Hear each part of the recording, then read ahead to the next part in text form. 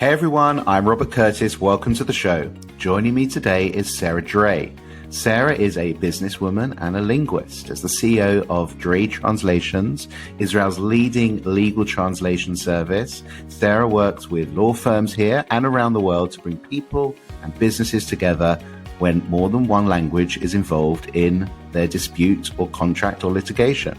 A qualified lawyer at the Israeli Bar Association, Sarah used her legal knowledge to build her company. Sarah, welcome to Coffee with Curtis. How are you? Thank you very much. I'm great. So honored to be here. Well, what can I say? This has been something we've been wanting to get on the calendar and talk all things language.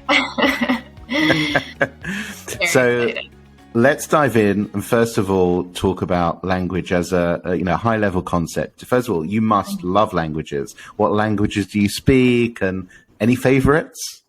I was born into a family that spoke many languages. My mom's side of the family speaks Spanish. My dad's side of the family speaks French. I grew up in Hebrew school in America. So from early ages, it was just a lot of languages happening at the same time. And I definitely think that set the stage for my future, profession. I've always loved language. It's always been something that I've connected to and invested, time and energy in. But did you use those languages as a kid? Were you speaking to your mum in French and your dad in another language, or using English in another way? Or were they sort of, I guess, academically known, but not functionally known? So it was the opposite. It was very functional and very not academic. Like, I could speak to my grandparents in French and Spanish and compliment the food and say, you don't need to give me more meatballs in Spanish, but, other things would have been harder. I don't think I would have been able to negotiate very well. Or speak at a high level. And even now, they're a little rustier. It really takes practice to maintain them. I don't think that they're up to par at the moment. But, It's interesting with languages. I always find that, I'm terrible at languages. Although I learned French and German at school up until like 16 years old, I can't remember them particularly. Maybe that's just because, we never really used them beyond the classroom. But I find that here in Israel, where, again, my Hebrew is pretty shocking, it's brilliant when it comes to anything to do with food. So you just referenced the meatballs there. That's I find funny. that people want to, when it comes to food, we've got the language down pat. we know what we want to say. Yeah, exactly. What does language mean to you, though? I guess that, you've built a company on this, and we'll get into the nuts and bolts of how you built that and the work that you do. But talk to me a little bit about the power of language and why it is actually so important. Well, to me, especially in this field, I have a very comprehensive understanding that language is everything. Language can build or burn bridges. And being able to communicate effectively is, I think, one of the most important skills a person can have. When it comes to translation in particular, you're effectively handing off that responsibility to another party. So you're asking somebody to convey for you what you're trying to say or your message. And that is a task that we don't take lightly. We definitely understand the significance and the weight of trying to convey someone's message for them, trying to portray the quality of their work to another party. It's a really crucial step in a bigger process when it comes to transactions or sales or marketing. All of somebody's work is being handed to you to manipulate in order to convey to the reader, the viewer, the end party. So, it's a heavy job. It's something that we take very seriously. Look, ultimately, we reference food there a little bit tongue in cheek. It's not like translating a menu, which, yes, should still be translated correctly. There's a huge element of trust that you reference there in the work that you do. You're working in a sensitive, area that has, serious legal ramifications if, God forbid, if it was wrong. So absolutely. I guess that plays a big role in the work that you do. Yeah, I think that the reader makes a direct association. They don't always know that the work has been translated. So when they read something, that's what they understand as far as the quality goes. So even when you read a menu that's mistranslated, you like aren't sure if you want to order that. It's a question mark. So the reader doesn't always know. And yeah, it's extremely important to make sure it's done right. Do you think that language, or should we put it a different way, the advancement of localization has changed over the last 10, 15 years? Obviously from a, consumer or low level, we have, Google Translate, which can be pretty shocking sometimes, but, have you seen the change in trends around needing to, provide sales, marketing, collateral, legal documents in other languages, or has it always existed because business was always international and actually you needed to provide this? No, I don't think it's always been the way it is. I think that localization has had an extreme upward trend, and people are realizing how silly it sounds often when things aren't properly localized. I remember my first few years in Israel, it was maybe 15 years ago, laughing at the bus stops. There was a Snickers ad, and it had just a bunch of random English words strewn around the ad, like happy, fun, party, Snickers. And it was just so weird. And, I thought to myself, Snickers as a reputable company or a big brand should know better than to kind of create this funny looking, strange, unlocalized ad. So that's what I think by now everyone knows they need to avoid that. It's not a good look. It's just so worth the investment in localization and translation and making sure that your target audience is going to understand what you're trying to say. So I think it's different. I think it's becoming much more popular, much more valued now.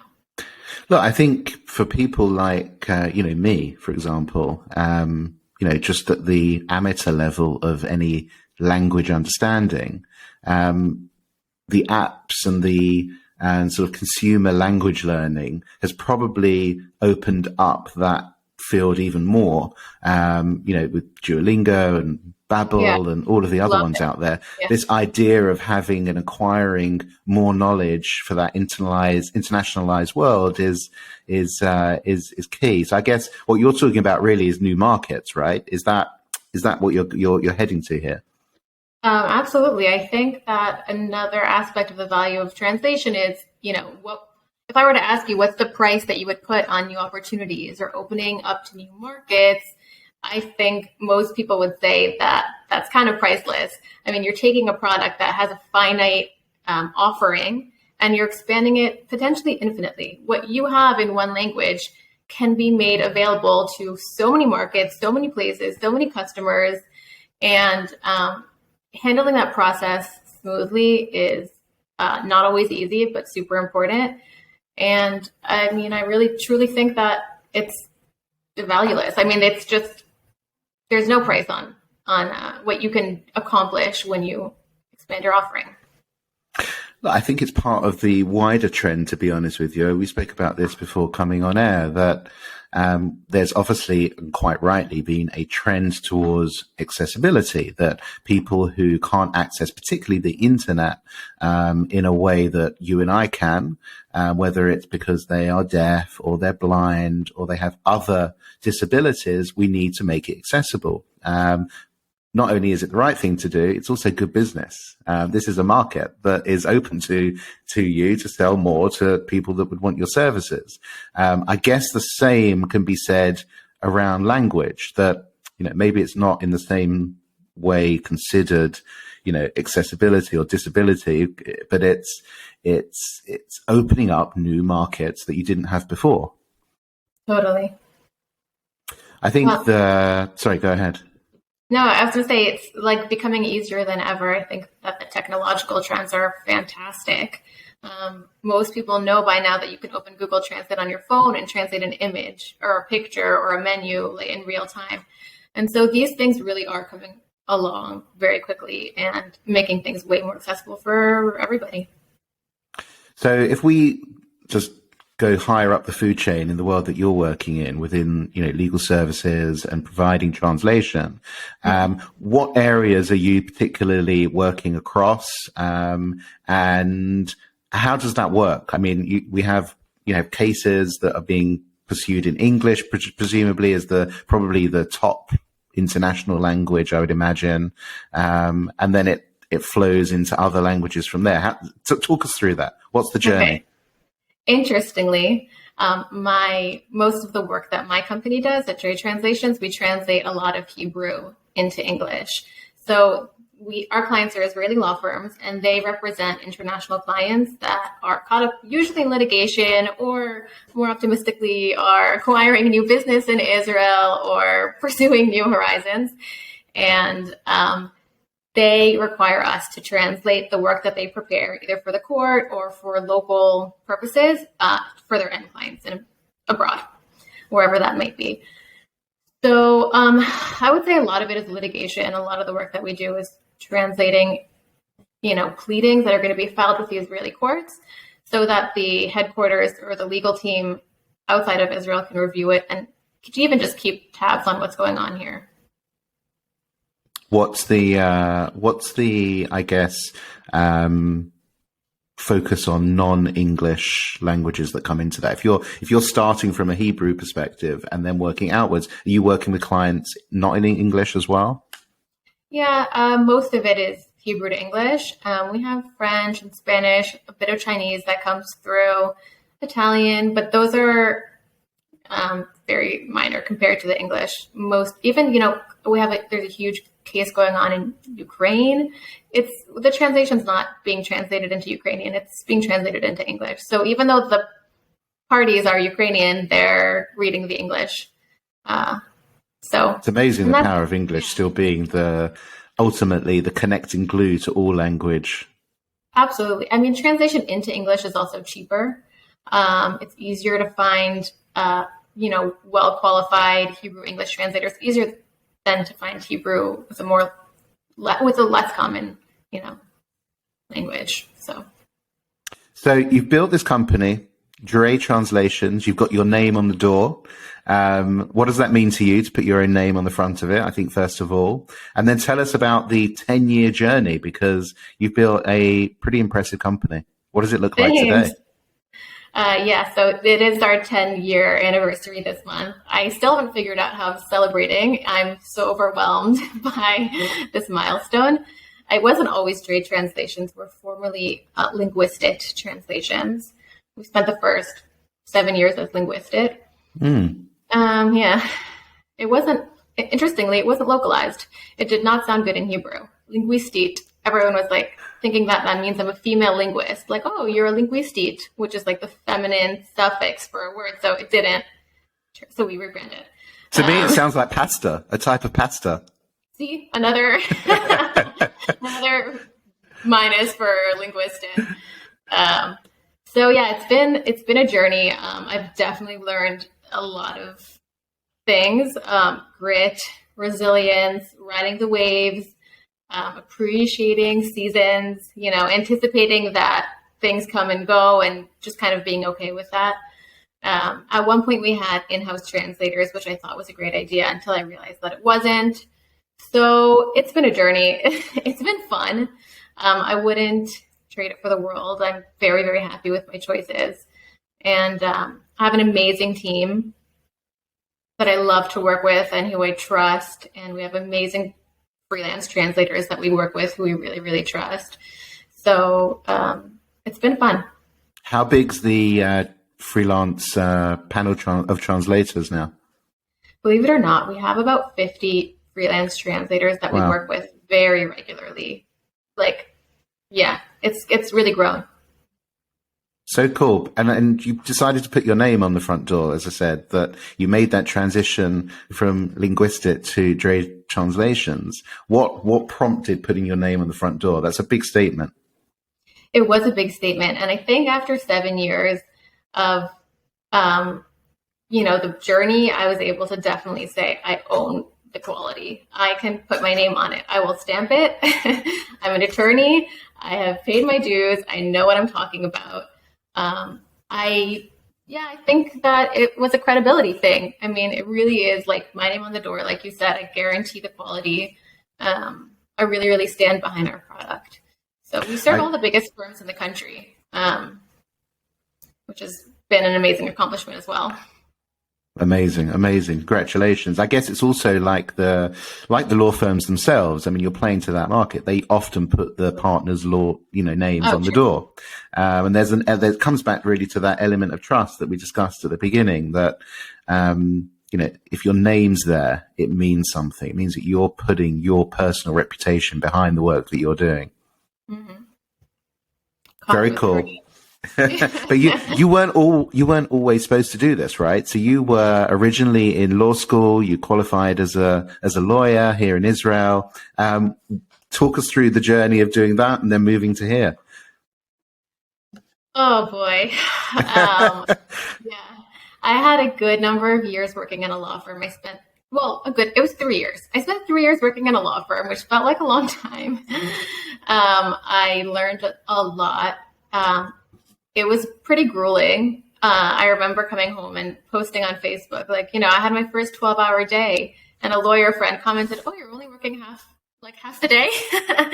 I mean, the expectations were through the roof, and I wasn't seeing the return at the time. I really wanted to see the direct correlation for my effort. So transitioning into freelancing was really rewarding, because you're literally getting paid for the work that you put in, word by word, minute by minute, whatever it is. So in that sense, I loved it. I loved regaining control of my time and my vacation days. Eventually I realized it's a bit of a double-edged sword. Now, the amount of time I've gained being self-employed is definitely matched by the amount of personal things I've had to cancel because of translation emergencies and putting out fires and whatever it is. But yeah, it was an interesting trade-off. I kind of remember feeling like I remember turning down a job in a law firm and just feeling like I was staring out at like a big ocean and I had no idea where this was going to take me. But here we are. And you should never ask a lady her age, but if you started this business 10 years ago, you were young, and I guess that was a big challenge. Yeah, I was pretty young. I mean, I was definitely the youngest person in law school. In Israel, most people go to law school after having served in the army and traveling and working. So they're starting at like 27, 28. I was 18. So I was the baby of the class by far. And then you could do the math. I mean, I graduated about 4 years later, started the business close to then, and here we are. So amazing. Yeah, I've been the youngest. Yeah, a lot. You mentioned some of the challenges and some of the rewards there. I mean, how would you, I guess, give people inspiration wanting to go and do something that they have a passion for, that they believe that they can make into a business, but actually they're either young or they just, whether they're young or not, they want to break through the unbreakable wall, as they say, to get to the other side of it. What's your advice for people? I would just say trudge on. It was a definite uphill battle. I had such condescending conversations that I never asked for. I would go to networking events and have people say, "Oh, you have a company that is so cute." And I was like, is it cute? Or I had a woman once tell me that if I like a little handbag, isn't that so cute? Isn't that adorable? Did you get it to you? It was something like that. Wow. So, and then a woman told me if anyone ever wanted to take me seriously, I needed to raise the pitch of my voice because I sounded like a child. Wow. And I didn't sound credible at all. Those things they really hit hard. Like, it was hard to come back from those things and power ahead, but, deadlines needed to be met. So I kept going. And thankfully, this is a business where there's a lot of, tight deadlines, a lot of repeat business, and it kind of kept me moving forward. But yeah, I would say forget the haters. Do what you got to do. Learn how to toot your own horn. Learn how to stand up for yourself and take credit for your success.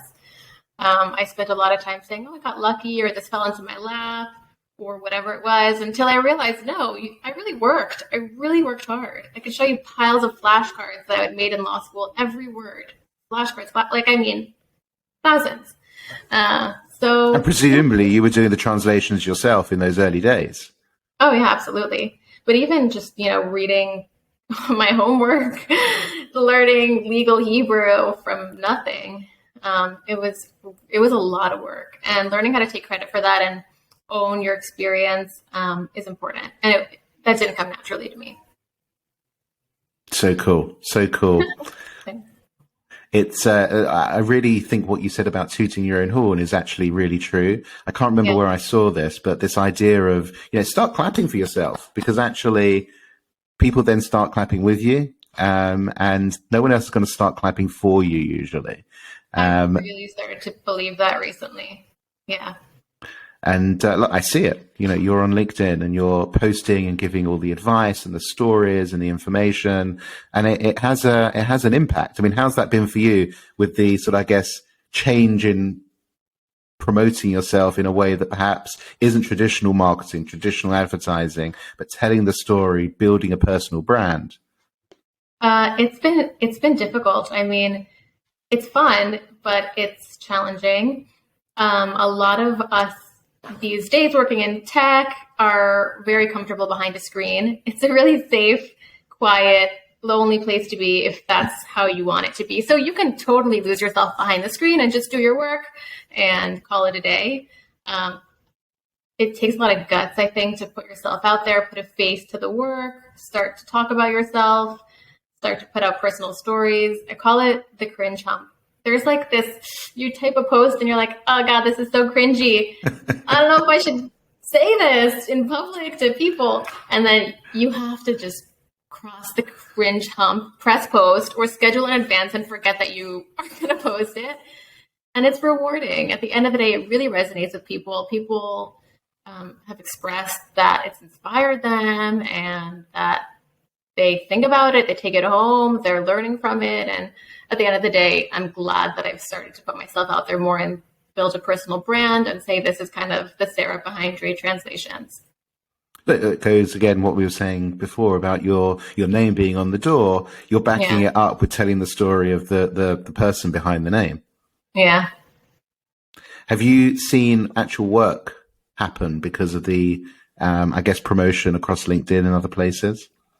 Yeah, luckily very quickly. I had a client who, so that really helped motivate me, but maybe I would say 3 weeks after invested effort, I had someone who I'd never spoken to before reach out and say, hi, I'm a lurker. I love your posts on LinkedIn.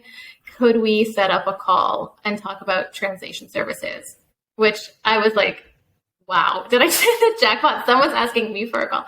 So, and it was an immediate project and it's a great customer. So that was very motivating to have that kind of success right off the bat. I know that it would have been harder to keep pushing for it if I hadn't really seen that positive feedback so quickly. But yeah, definitely it's translated into work. Excuse the pun. Exactly.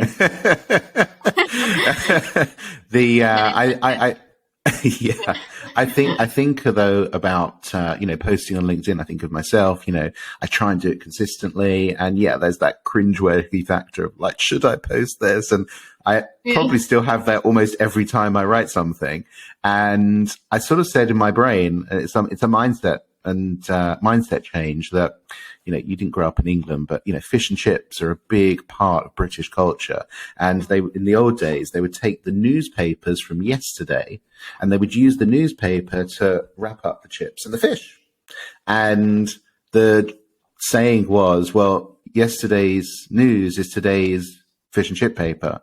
And I often think the same around LinkedIn, that once you've posted, it's the equivalent of yesterday's news and today's fish and chip paper. That you posted, it went out there, some people saw it, whoever liked it, the lurkers saw it, and if anyone hated it, well, that's their problem. And then you move on to the next one. No one's going to remember it other than you.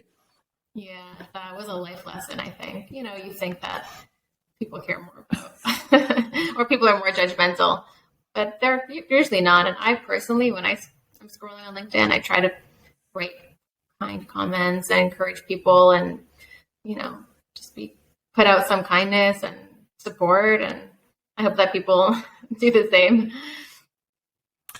Now, looking to the future, what is your, I guess, desire for where Dray Translations heads? What's the game plan without sharing too much of the trade secrets, I guess?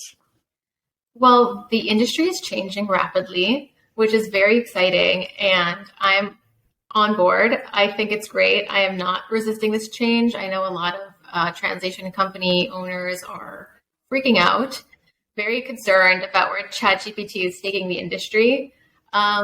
Machine translation is not new. It's been around. I kind of think it will just better the output, and that's really what matters. I mean, I think that there are going to be people who get on board very quickly and people who don't get on board and don't incorporate it. It's probably going to be two camps.